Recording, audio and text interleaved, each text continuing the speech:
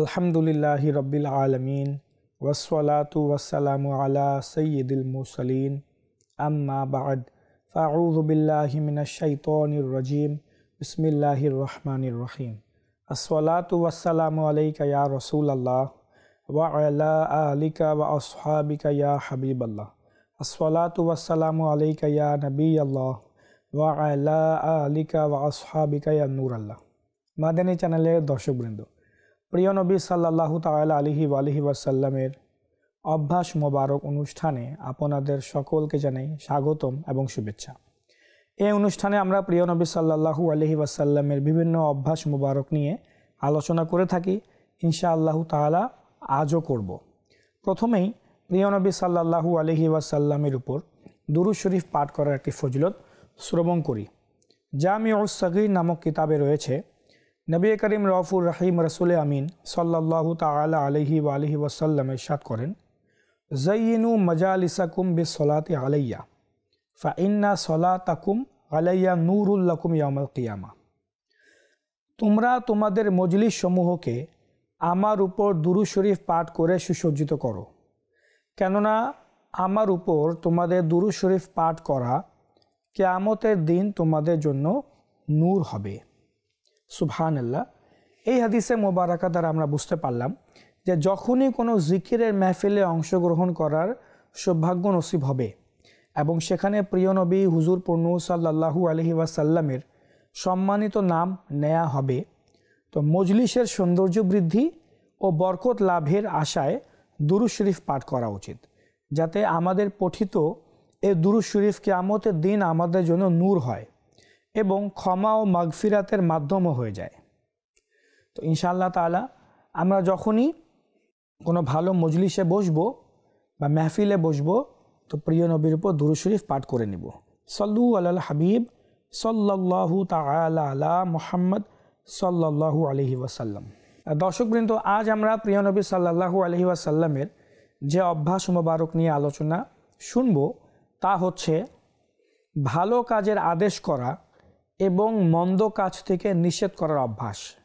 আমার প্রিয় নবী সাল্লাল্লাহু আলাইহি ওয়াসাল্লামের যে এই অভ্যাস মুবারক, ভালো কাজের আদেশ করা এবং মন্দ কাজ থেকে নিষেধ করা, এই সম্পর্কে ইনশাআল্লাহ তাআলা আজ আমরা হাদিসে মুবারাকার ভিত্তিতে প্রিয় নবীর এই অভ্যাস মুবারক সম্পর্কে জানার চেষ্টা করব। তো প্রথমে আসুন আমরা হাদিসে মুবারাকা শুনি, যেখানে আমার প্রিয় নবী সাল্লাল্লাহু আলাইহি ওয়াসাল্লাম সাহাবায়ে কেরামদেরকে আমাদেরকে কিভাবে ভালো কাজের আদেশ দিয়েছেন।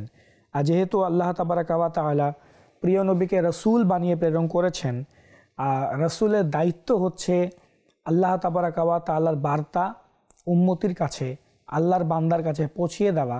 তো আমার প্রিয় নবী সাল্লাল্লাহু আলাইহি ওয়াসাল্লাম খুব সুন্দর এবং নিখুঁতভাবে এ দায়িত্ব পালন করেছেন এবং আমাদেরকে ভালো কাজের আদেশ এবং মন্দ কাজ থেকে নিষেধ করেছেন। তো প্রথমে যে হাদিসে মুবারাকা তা হচ্ছে হযরতে সাইয়্যিদুনা আবু সাঈদ খুদরি রাদিয়াল্লাহু তাআলা আনহু বর্ণনা করেন যে রাসূল করিম সাল্লাল্লাহু তাআলা আলাইহি ওয়াসাল্লাম আসরের নামাজের পর আমাদের মাঝে খুতবা প্রদানের উদ্দেশ্যে দণ্ডায়মান হন। এমনকি সেই খুতবায় প্রিয় নবী সাল্লাল্লাহু তাআলা আলাইহি ওয়াসাল্লাম কিয়ামত পর্যন্ত যে সকল বিষয় সংঘটিত হবে তার কোনো কিছু বাদ রাখেননি, বরং সব কিছুই বর্ণনা করে দিয়েছেন। কিয়ামত সম্পর্কে, কিয়ামতের আলামত সম্পর্কে, কিয়ামতের পূর্বে কি হবে, কিয়ামতের দিন কি হবে, যত কিছু আছে আমার প্রিয় নবী অদৃশ্যের নবী, এই সব অদৃশ্য সংবাদ এক খুতবায় তিনি প্রদান করলেন। তো হযরত আবু সাঈদ খুদরি রাদিয়াল্লাহু তাআলা আনহু বলেন, যার স্মরণে রাখার সে স্মরণে রেখেছে এবং যার ভুলে যাওয়ার সে ভুলে গেছে। হুজুর সাল্লাল্লাহু তাআলা আলাইহি ওয়াসাল্লামের মধ্যে আরও ইরশাদ করেন, দুনিয়া, এই পৃথিবী মাটি ও সবুজ শ্যামল, আর আল্লাহ পাক অচিরেই এর খেলাফত তোমাদের প্রদান করবেন। বাস তোমরা তোমাদের আমলের প্রতি লক্ষ্য রাখো। খবরদার দুনিয়া থেকে বিরত থাকো, যে সৎ কাজের আদেশ দিচ্ছে। স্ত্রী লোক থেকে বিরত থাকো। আর কিয়ামতের দিন প্রত্যেক প্রতারকের জন্য তার প্রার্থী প্রতারণা অনুযায়ী একটি পতাকা থাকবে, আর বাদশাহের প্রতারণার চেয়ে বড় আর কোনো প্রতারণা নেই। তার পতাকা তার মূল মন্ত্রের পাশে পতিত হবে। কারো ভয় যেন তোমাদের কাউকে সত্য বলা থেকে বিরত না রাখে যখন তোমার সত্যটা জানা আছে, অর্থাৎ সত্যতাই বলবে। এটা বলে হযরত সাইয়েদুনা আবু সাঈদ খুদরি রাদিয়াল্লাহু তাআলা আনহু কান্না বিজড়িত কণ্ঠে ইরশাদ করেন, আমরা অন্যায় দেখি, কিন্তু মানুষের প্রতিপত্তি আমাদের সেই বিষয় বলা থেকে বিরত রাখে। অতঃপর পুনরায় তিনি হাদিস বর্ণনা করেন। হাদিসটি কি? মানব জাতিকে বিভিন্ন স্তরে সৃষ্টি করা হয়েছে। এটাও প্রিয় নবীর বয়ান। মানব জাতিকে বিভিন্ন স্তরে সৃষ্টি করা হয়েছে। কিছু মানুষ মুমিন অবস্থায় জন্মগ্রহণ করবে, মুমিন হয়ে জীবিত থাকে এবং মুমিন অবস্থাতেই মৃত্যুবরণ করে। আবার কিছু মানুষ কাফির অবস্থায় জন্মগ্রহণ করে, কাফির হয়ে জীবন অতিবাহিত করে, কিন্তু মুমিন হয়ে মৃত্যুবরণ করে। বর্ণনাকারী বলেন যে হুজুর সাল্লাল্লাহু তাআলা আলাইহি ওয়াসাল্লাম রাগের ব্যাপারে বর্ণনা দিতে গিয়ে ইরশাদ করেন, কিছু মানুষের রাগ খুব দ্রুত চলে আসে এবং দ্রুতই তা চলে যায়, বাস একটি অপরটির সাথে। কিছু মানুষের রাগ দেরিতে আসে এবং দেরিতে চলে যায় একটি অপরটির সাথে। তোমাদের মধ্যে উত্তম সেই ব্যক্তি যার রাগ দেরিতে আসে এবং দ্রুত চলে যায়, এবং তোমাদের মধ্যে হীন সেই ব্যক্তি যার রাগ দ্রুত আসে এবং দেরিতে যায়। সুতরাং রাগ থেকে বিরত থাকো, কেননা এটি মানুষের অন্তরে জ্বলন্ত অঙ্গারের ন্যায়। তোমরা কি তার শিরাগুলো ফুলতে এবং চোখ লাল হতে দেখো না? প্রিয় নবী সাল্লাল্লাহু আলাইহি ওয়াসাল্লাম রাগান্বিত অবস্থায় মানুষের যে পরিস্থিতি হয়, যে অবস্থা হয়, তা বয়ান করছেন। তোমরা কি রাগান্বিত ব্যক্তির শিরাগুলো ফুলতে এবং চোখ লাল হতে দেখো না? যার রাগ অনুভব হয় তার উচিত শুয়ে পড়া এবং মাটির সাথে মিশে যাওয়া।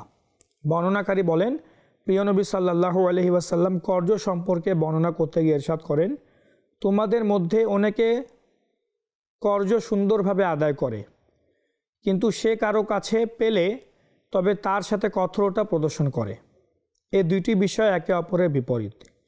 তোমাদের মধ্যে অনেকে আদায় করার ক্ষেত্রে, কর্জ আদায় করার ক্ষেত্রে খুবই দুর্বল, কিন্তু সে কারো নিকট পেলে উত্তম পদ্ধতি তলব করে। এই একটি অভ্যাস দ্বিতীয় জনের সাথে রয়েছে। আর তোমাদের মধ্যে উত্তম সে ব্যক্তি যখন কেউ তার নিকট ঋণ পায় তবে সে সুন্দরভাবে প্রদান করে, এবং সে কারোর নিকট কর্জ পেলে বা ঋণ পেলে উত্তম পদ্ধতিতে তলব করে। আর তোমাদের মধ্যে হীন সেই ব্যক্তি যে ঋণ অসৎ পন্থায় আদায় করে এবং সে কারোর নিকট পেলে অন্যায়ভাবে তলব করে, যদিও বা সূর্য গাছের পিঁপড়া এবং দেয়ালের পার্শ্বে অবস্থান করে। আরও ইরশাদ করেছেন, পার্থিব জীবনে অতিবাহিত হওয়া সময়ের তুলনায় যে সময় অবশিষ্ট আছে তা অনুরূপ, যেমন আজ অতিবাহিত হওয়া সময়ের পর যতটুকু সময় অবশিষ্ট আছে। দর্শক, খুব বড় একটি হাদিসে মোবারকা, যেখানে আমার প্রিয় নবী সাল্লাল্লাহু তাআলা আলাইহি ওয়াসাল্লাম আমাদেরকে খুব সুন্দর সুন্দর উপদেশ দিয়েছেন, ভালো কাজের আদেশ দিয়েছেন, এ দুনিয়ার ব্যাপারে বলেছেন, কোন কোন জিনিস থেকে বিরত থাকতে হবে তা বলেছেন। যেমন আমাদেরকে প্রিয় নবী ভালো উপদেশ দিয়েছেন যে এই দুনিয়া থেকে বিরত থাকো, স্ত্রী লোক থেকে বিরত থাকো, কিয়ামতের জন্য প্রস্তুতি আমাদেরকে নিতে বলেছেন। অনুরূপভাবে যখন আমরা কোনো বিষয় সম্পর্কে সত্য জানি তো সত্য কথাই যেন আমরা বলি, সত্যটা লুকানোর চেষ্টা না করি, সত্য কথা যেন বলি। এমনকি এই পৃথিবীতে অনেকেই আছে যারা মুমিন অবস্থায় জন্মগ্রহণ করে, মুমিন অবস্থাতেই জীবন অতিবাহিত করে এবং মুমিন হয়ে মারা যায়। আবার অনেকে আবার এর উল্টোও হয়, অনেকে অমুসলিম হয়ে জন্মগ্রহণ করে, অমুসলিম হয়েই জীবন অতিবাহিত করে এবং কিন্তু মুমিন হয়ে মারা যায়। আবার এমনও হয় যে মুমিন হয়ে জন্মগ্রহণ করে, মুমিন অবস্থায় জীবন অতিবাহিত করে, কিন্তু মারা যাওয়ার সময় অমুসলিম হয়ে মারা যায়। তো এই কথা বলার সময় যিনি রিওয়ায়াতকারী হযরত আবু সাঈদ খুদরি রাদিয়াল্লাহু তাআলা আনহু, তিনিও কেঁদে ফেললেন। তারপরে অনুরূপভাবে রাগের ব্যাপারে প্রিয় নবী বলেছেন যে তোমাদের মধ্যে উত্তম সে ব্যক্তি যার রাগ দেরিতে আসে এবং তাড়াতাড়ি চলেও যায়। তো রাগ থেকে বিরত থাকতে বলেছেন। আর যখন রাগ আসবে তখন যেন আমরা মাটিতে শুয়ে পড়ি এবং মাটির সাথে নিজেকে মিশিয়ে ফেলি। অনুরূপভাবে কর্জ লেনদেনের ক্ষেত্রেও প্রিয় নবী সাল্লাল্লাহু আলাইহি ওয়াসাল্লাম খুব সুন্দর কথা বলেছেন যে তোমরা যদি কর্জ নাও তো সুন্দরভাবে সে কর্জকে আদায় করো, আর যদি তোমরা যদি কাউকে কর্জ দাও তো কর্জ উত্তম সুন্দরভাবে তলব করো। তো এটা আমার প্রিয় নবী সাল্লাল্লাহু আলাইহি ওয়াসাল্লামের পক্ষ থেকে খুব সুন্দর উপদেশ এগুলো ছিল। আচ্ছা, অনুরূপভাবে আসুন আমরা আরও কিছু প্রিয় নবী সাল্লাল্লাহু আলাইহি ওয়াসাল্লামের যে অভ্যাস, ভালো কাজের আদেশ করা এবং মন্দ কাজ থেকে নিষেধ করা, তো নিঃসন্দেহে প্রিয় নবী আমাদেরকে এই উপদেশসমূহ দিয়েছেন। তো আমরা আরও কিছু শ্রবণ করি। যেমন হযরত আবু বকর সিদ্দিক রাদিয়াল্লাহু তাআলা আনহু ইরশাদ করেন, সাহাবী রাসূল তিনি বলেন, হে লোকেরা, তোমরা কি এই আয়াতে মোবারকা পড়ো না, যার অনুবাদ হচ্ছে তোমাদের জন্য নিজেদের প্রাণসমূহকে বাঁচানো আবশ্যক। এটা কোরআনে পাকের আয়াত। পথভ্রষ্টরা তোমাদের কোনো ক্ষতি করতে পারবে না যদি তোমরা হিদায়াতের উপর প্রতিষ্ঠিত থাকো। খুব সুন্দর এটি আয়াতে মোবারকা।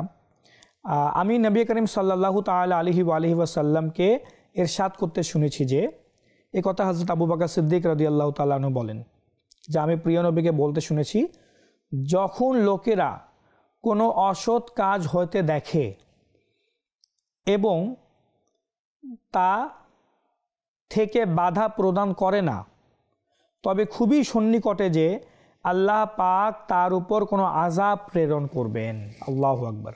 মানুষেরা যখন দেখবে যে তাদের চোখের সামনে খারাপ কাজ হচ্ছে কিন্তু বাধা প্রদান করবে না, তা হতে দিবে, হোক এটা আমাদের কি, আমাদের সাথে তো এই কাজের কোনো সম্পর্ক নাই, আমরা তো ভালো আছি, আমরা তো ঠিক আছি, যে খারাপ হচ্ছে সে নিজেরটা বুঝুক। তো এভাবে যখন কেউ ভালো কাজের আদেশ দেওয়া বন্ধ করে দিবে তখন খুবই সন্নিকটে আল্লাহ পাক তাদের উপর আযাব প্রেরণ করবেন। আর আবু দাউদ শরীফে রয়েছে, প্রিয় নবী সাল্লাল্লাহু আলাইহি ওয়াসাল্লাম ইরশাদ করেন, যদি জালিমকে জুলুম করতে দেখে আর তাতে বাধা না দেয় তবে আল্লাহ পাকের আযাব প্রেরণ করা সন্নিকটে হয়ে যায়, খুব শীঘ্রই তাদের উপর আযাব আসবে। এই কিতাবেরই অর্থাৎ আবু দাউদ শরীফেরই অপর জায়গায় রয়েছে, যে জাতির উপর অত্যাচার করা হয় এবং লোকদের তা প্রতিহত করার সক্ষমতা থাকা সত্ত্বেও তা প্রতিহত করে না, তবে সন্নিকটে যে আল্লাহ পাক তাদের মাঝে আযাব প্রেরণ করবেন। এবং অপর এক জায়গায় বর্ণিত রয়েছে যে যে জাতির মাঝে কোনো গুনাহ করা হয় আর সেই গুনাহের মাঝে সম্পৃক্ত ব্যক্তির চেয়ে সম্পৃক্ত নয় এমন লোকের সংখ্যা বেশি হয়, যদি তাদের বাধা না দেয় তবে খুবই সন্নিকটে যে আল্লাহ পাক তাদের মাঝে আযাব প্রেরণ করবেন। অতএব এই হাদিসে মোবারকা দ্বারা জানা গেল যে প্রিয় নবী সাল্লাল্লাহু আলাইহি ওয়াসাল্লাম আমাদেরকে ইরশাদ করছেন যে যদি তোমাদের সামনে দেখো কেউ জুলুম করছে বা কেউ কোনো খারাপ কাজ করছে, অসৎ কাজ করছে, আর তখন যদি তুমি বাধা না দাও তাহলে অতি শীঘ্রই আল্লাহ তাবারাকা ওয়া তাআলার আযাব আসবে। তো মন্দ কাজ থেকে নিষেধ না করলে, বাধা না দিলে এবং ভালো কাজের উপদেশ না দিলে আল্লাহ তাবারাকা ওয়া তাআলার আযাব চলে আসে, আল্লাহ তাআলার শাস্তি চলে আসে। তাই প্রত্যেক মুসলমানকে উচিত নিজ নিজ জায়গা থেকে অপর মুসলমানকে ভালো কাজের আদেশ দেওয়া এবং মন্দ কাজ থেকে বাধা দেওয়া। অপর এক হাদিসে মোবারকাতে রয়েছে, হযরত আনাস বিন মালিক রাদিয়াল্লাহু তাআলা আনহু হইতে বর্ণিত, প্রিয় নবী সাল্লাল্লাহু আলাইহি ওয়াসাল্লাম ইরশাদ করেছেন, মেরাজের রজনীতে আমি এমন এক দলের পাশ দিয়ে অতিক্রম করেছি, এমন এক জামাতের পাশ দিয়ে অতিক্রম করেছি যাদের ঠোঁটগুলো আগুনের ক্যাচি দিয়ে কর্তন করা হচ্ছিল। আমি জিবরিল আলাইহিস সালামের নিকট প্রশ্ন করলাম, এরা কারা?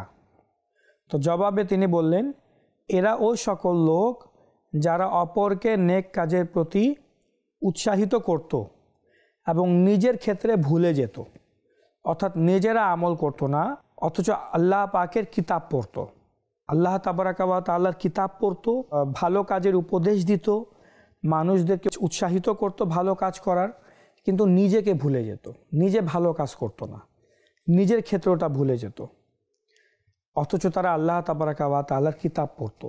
এই হাদিসে মোবারাকাতে আমাদের জন্য শিক্ষণীয় বিষয় রয়েছে যে আমরা যেন অপরকে নেকির দাওয়াত দিতে দিতে নিজে ভুলে না যাই। এক তো হচ্ছে অপরকে ভালো কাজের উপদেশ দেওয়া এবং মন্দ কাজ থেকে বাধা প্রদান করা। আর এটা আমি করতে গিয়ে নিজেকে না ভুলে যাই, নিজে ভালো আমল করলাম না, নিজেকে আমি মন্দ কাজ থেকে বাধা প্রদান করলাম না। দেখুন আমার প্রিয় নবী সাল্লাল্লাহু আলাইহি ওয়াসাল্লাম এই দিক থেকেও আমাদের উপদেশ দিচ্ছেন। এটাও প্রিয় নবীর উপদেশ, প্রিয় নবীর অভ্যাসেরই একটি অংশ যে প্রিয় নবী আমাদের খুঁটিনাটি সকল বিষয় থেকে আমাদেরকে বাঁচিয়েছেন, যে আমাদেরকে বলছেন যে তোমরা অপরকে নেকির দাওয়াত তো দিবে, অপরকে নেকির দাওয়াত না দিলে, মন্দ কাজ থেকে বাধা না দিলে তো আল্লাহ তাআলার আযাব আসবে, আল্লাহ রাব্বুল আলামিনের শাস্তি তোমার উপর আসবে। এখন বিষয়টা হচ্ছে অন্যকে ভালো কাজের উপদেশ দিতে গিয়ে, অন্যকে মন্দ কাজ থেকে বাধা প্রদান করতে গিয়ে তুমি নিজেকে আবার ভুলে যেও না। নিজেও ভালো কাজ করতে হবে এবং মন্দ কাজ থেকে নিজেকেও বাঁচাতে হবে। তা না হলে কত কঠোর আযাব জাহান্নামে প্রদান করা হবে। যে প্রিয় নবী মেরাজের রজনীতে দেখলেন যে ঠোঁটগুলো আগুনের ক্যাচি দিয়ে কর্তন করা হচ্ছিল। আর জিবরিল আলাইহিস সালামকে যখন জিজ্ঞাসা করা হলো এরা কারা, তো জিবরিল আমিন আলাইহিস সালাম বললেন এরা অন্যদেরকে ভালো কাজের আদেশ দিত, উৎসাহিত করত, কিন্তু নিজেদেরকে ভুলে যেত। অনুরূপভাবে হযরত আব্দুল্লাহ ইবনে মাসউদ রাদিয়াল্লাহু তাআলা আনহু হতে বর্ণিত প্রিয় নবী সাল্লাল্লাহু তাআলা আলাইহি ওয়াসাল্লাম ইরশাদ করেছেন, যখন বনি ইসরাইল আল্লাহ পাকের অবাধ্যতামূলক কাজ করতে আরম্ভ করলো তখন তাদের আলিমগণ, তাদের যে আলিম ওলেমা ছিল তাদেরকে নিষেধ করলো যে তোমরা এরকম করো না, কিন্তু তারা নিষেধ মান্য করেনি। তাদের আলিমগণ তাদের বয়কট করার পরিবর্তে তাদের মজলিসে একসাথে উঠা বসা করতে লাগলো। অর্থাৎ যেহেতু তারা মন্দ কাজ থেকে বিরত থাকে নাই, তো আলিম ওলেমাদের উচিত ছিল তাদেরকে বয়কট করে দেওয়া, তাদেরকে দূরে করে দেওয়া। তারা কি করলো, তারা তাদের সাথেই উঠা বসা করতে লাগলো এবং তাদের সাথে খাবার দাবারও খেতে লাগলো। যখন এমনটা হলো তখন আল্লাহ পাক ওই আলিমদের অর্থাৎ তাদের সকলের অন্তরকে এক রকম করে দিলেন। অতঃপর হযরত দাউদ আলাইহিস সালাম এবং হযরত সুলাইমান আলাইহিস সালামের জবানের মাধ্যমে তাদের প্রতি অভিসম্পাত করেন, কেননা তারা অবাধ্যতায় রাস্তায় হাঁটতে আরম্ভ করে এবং সেই দিকেই তারা অগ্রসর হচ্ছিল। অতঃপর হযরত আব্দুল্লাহ ইবনে মাসউদ রাদিয়াল্লাহু তাআলা আনহু বলেন যে এতক্ষণ হুজুর সাল্লাল্লাহু আলাইহি ওয়াসাল্লাম হেলান দিয়ে বসা ছিলেন, হঠাৎ সোজা হয়ে বসে গেলেন। প্রিয় নবী এতক্ষণ যা বললেন তা হেলান দিয়ে বললেন, হঠাৎ তিনি সোজা হয়ে বসে গেলেন এবং ইরশাদ করলেন, না, সেই সত্তার শপথ যার কুদরতি হাতে আমার প্রাণ, তোমরা অবশ্যই লোকদের নেক কাজের আদেশ দিতে থাকবে এবং অসৎ কাজ থেকে বাধা প্রদান করতে থাকবে এবং জালিমের জুলুমকে প্রতিহত করবে এবং তাকে সত্যের প্রতি বুঝাবে, সত্যের প্রতি ডাকবে। আর যদি তোমরা অনুরূপ না করো, এরকম যদি তোমরা না করো, তবে তোমাদের সকলের অন্তর একই রকম হয়ে যাবে। আল্লাহু আকবার। অতঃপর আল্লাহ তোমাদের সবাইকে স্বীয় রহমত ও হেদায়ত থেকে অনেক দূরে নিক্ষেপ করবেন, যেমনটা বনি ইসরায়েলের সাথে তিনি করেছেন। তা বোঝা গেল যারা খারাপ কাজ করে, যারা মন্দ কাজ করে, যদি আমরা তাদেরকে বাধা না দেই, বাধা না দিয়ে তাদের সাথে উঠা বসা করতে থাকি, খাওয়া দাওয়া খেতে থাকি, সব কিছু করতে থাকি, নর্মাল থাকি, আর তাদেরকে খারাপ কাজ থেকে বাধাও প্রদান না করি, তো আল্লাহ রাব্বুল আলামিন বনি ইসরায়েলের মতো আমাদের অন্তরকে, আমাদের হৃদয়কেও তাদের মতো করে দেবেন। তখন দেখা যাচ্ছে আমরা তো প্রথমে বাধা প্রদান করতাম না, কিন্তু আমরা সে কাজও করতাম না, কিন্তু তাদের সংস্পর্শে থাকার কারণে দেখা যাচ্ছে আমাদের থেকেও সেই রকম খারাপ কাজই হওয়া শুরু হয়ে গেল, আমরাও সেই কাজই করা শুরু করে দিলাম। আচ্ছা, অনুরূপভাবে অপর এক হাদিসে মোবারাকাতে রয়েছে যে নবী করিম সাল্লাল্লাহু তাআলা আলাইহি ওয়াসাল্লাম এক সাহাবীকে 10টি উপদেশ দিয়েছেন। যে সাহাবীকে দিয়েছেন তিনি হচ্ছেন হযরত মুআজ রাদিয়াল্লাহু তাআলা আনহু। সেই উপদেশগুলো আসুন আমরা শুনি এবং আমরা নিজেদের জীবনে ইনশাআল্লাহ তা বাস্তবায়ন করার চেষ্টা করি। 1, আল্লাহ পাকের সাথে কোনো বিষয়কে শরীক করিও না, যদিও তোমাকে হত্যা করা হয় অথবা আগুনে জ্বালিয়ে দেওয়া হয়। 2, পিতা মাতার অবাধ্যতা করিও না, যদিও তারা তোমার স্ত্রীকে ছাড়ার হুকুম দেয় এবং তোমার সকল সম্পদ ব্যয় করার হুকুম দেয়। জেনে বুঝে ফরজ নামাজ তরক করিও না, কেননা যে জেনে বুঝে নামাজ ছেড়ে দেয় সে আল্লাহ পাকের জিম্মেদারি থেকে বেরিয়ে যায়। মদ পান করিও না, কেননা এটি সকল গুনাহের মূল। আল্লাহ পাকের নাফরমানি করিও না, কেননা আল্লাহ পাকের নাফরমানিতে আল্লাহ পাকের অসন্তুষ্টি নেমে আসে। যুদ্ধের ময়দান থেকে পলায়ন করিও না, যদিও বা তোমার সাথীরা শহীদ হয়ে যায়। যখন লোকদের মাঝে মৃত্যু মহামারী আকার ধারণ করবে তখন তুমি সেখানে উপস্থিত থাকবে, সেখান থেকে পলায়ন করবে না। পরিবারের জন্য নিজের সক্ষমতা অনুযায়ী ব্যয় করবে। তাদের থেকে লাকড়ি দূর করিও না, তাদেরকে আল্লাহ পাকের ব্যাপারে ভীতি প্রদর্শন করতে থাকবে।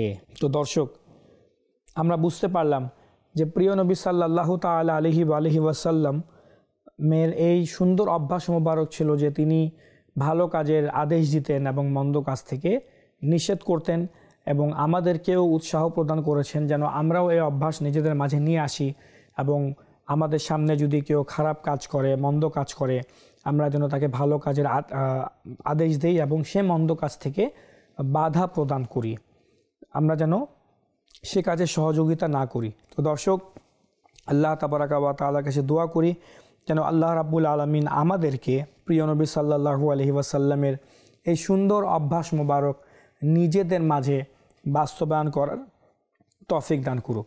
আমিন বিজাহিন নবিয়িল আমিন সাল্লাল্লাহু তাআলা আলাইহি ওয়াসাল্লাম। সাল্লু আলাল হাবিব সাল্লাল্লাহু আলাইহি ওয়াসাল্লাম।